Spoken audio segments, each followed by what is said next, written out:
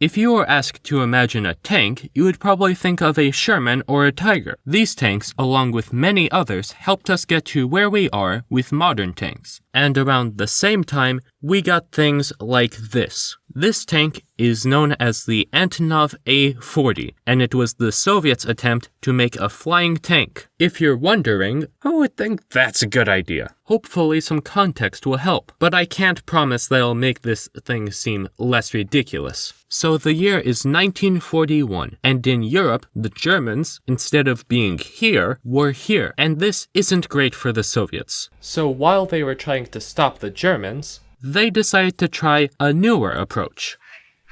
As early as 1932, the Soviets had paratroopers as part of their military, and they were first used for their intended purpose about 6 months after the start of the war. And these soldiers proved to be very useful because they could be used to capture strategic points behind enemy lines or disrupt the enemy's efforts.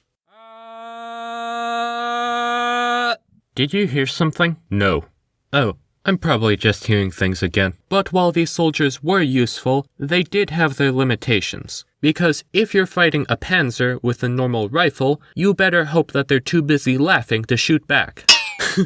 Schau dir diesen Idioten an.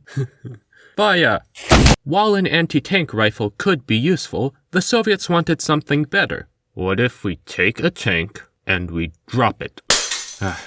Not again. And that was the original plan. And if you think about it, it's not the worst idea, because if the plane was low enough to the ground, then it would survive. But the crew would have to be dropped separately because they weren't as sturdy as the tank. Also, you had to fly very close to the ground, which is extremely dangerous. And at that point, this becomes as dangerous as this. God, not again. Then a man by the name of Oleg Konstantinovich Antonov had an idea. What if we put wings on it? What if we just use a parachute? Well, where's the fun in that? So they made this.